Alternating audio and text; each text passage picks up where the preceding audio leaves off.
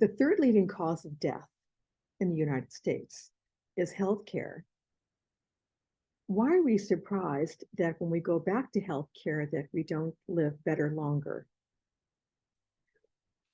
When I did research for my presentation, I looked at industry sources because they count the dollars. According to the Business Group of Health's 2023 Large Employers Healthcare Strategy and Plan Design, cancer has overtaken being the top driver of healthcare costs. Yet when we talk about healthcare, we don't often think of cancer as being the number one. Another interesting piece here is government statistics to show that the US per capita healthcare spending is the highest in the world at $12,300 per person. Cancer is a good example to look at costs for healthcare, what drives it, and also where the individual has a role here. To me, the missing link is a gross misunderstanding of health. It takes a certain amount of grace to take a look at a situation and to know that the individual has a great deal of autonomy and power with this. But grace is not a word that comes into healthcare. The three elements I want to suggest that you look at when you're looking at healthcare for yourself or when you're thinking about the system with healthcare. Because if companies spend a vast amount of their healthcare dollars, we can, as a culture, drop some of the cost by being more conscious. There's three elements I want to suggest: clarity, courage, and confidence. Interestingly enough, I learned a lot about cancer from a conference, and I was not educated about that. I'm a nurse with more than 35 years of healthcare experience, yet healing has not been an element that's been brought in very often. When it comes to cancer, like the number one cost driver in the country, what do we do? How do we treat it? Chemo, radiation, and surgery. Yes, chemo, radiation, surgery. Well, self-care doesn't even show up in that. So my expression is, if you know the rules of the game, you can play the game. Cancer is one of these incredibly loaded emotional words. If you say cancer, people will often, well, what are your first thoughts when you say cancer? If I say cancer, what are your thoughts? Where do you go to? My sister died of cancer. Her sister died of cancer. Her mother died of cancer. And Sally just gasped.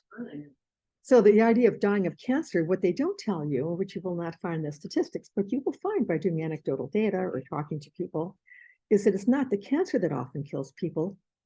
It's the procedures. It's the procedures. It's the treatment.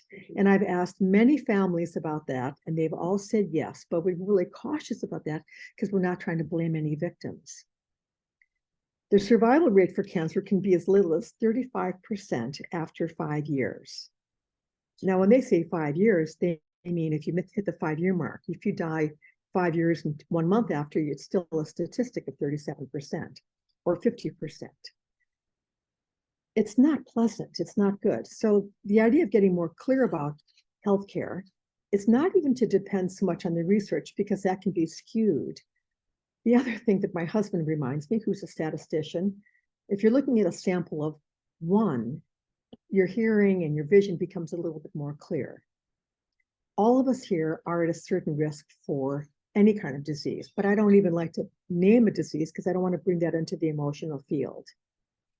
In terms of clarity, we have to know that natural care is a huge healer in all diseases.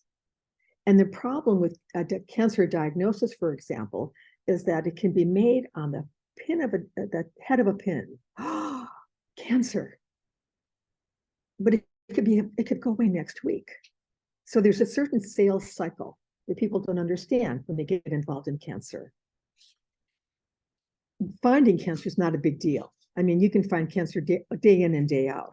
Cancer is just part of the natural process in bodies, because our bodies come and heal it. a piece of clarity has to do with some of the self-care. A colleague of mine named Suzanne had cancer on her face. She was 100% sure it was cancer. It showed all the pictures, but she was smart enough, in her opinion, to not have it diagnosed.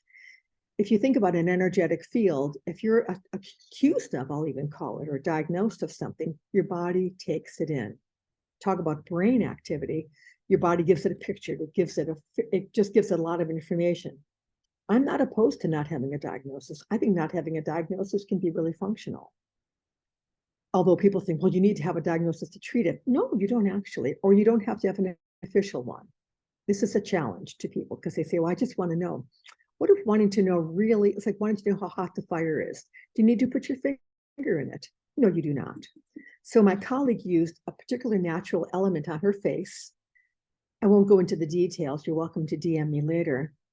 This area got larger, became red, and started leaking fluid. And after 44 days, it 100% cleared up. So the idea of talking about natural care is a huge missing link, but companies are reluctant to talk about that because we don't want to blame the victim. We don't want to look too controversial, but there's an element about talking about natural healing in general that allows people to apply that to themselves. Courage is required when you're looking at going outside the lines. There are many different health providers who treat any number of conditions. If companies could remind their employees that there's not just one medical model, but there are different forms of healthcare that employees using health savings accounts can use, or any number of even out of pocket can be very inexpensive. But it takes a certain amount of courage to do that because there may not be a lot of support for that. You have to get everything treated. It depends on where you are because it's a choice. The third has to do with confidence, and you have to be confident knowing that the body will always heal. Missing links, lots of missing links, a lot of money involved, but remembering that with grace and clarity and confidence and courage, one can match the challenge of maintaining health.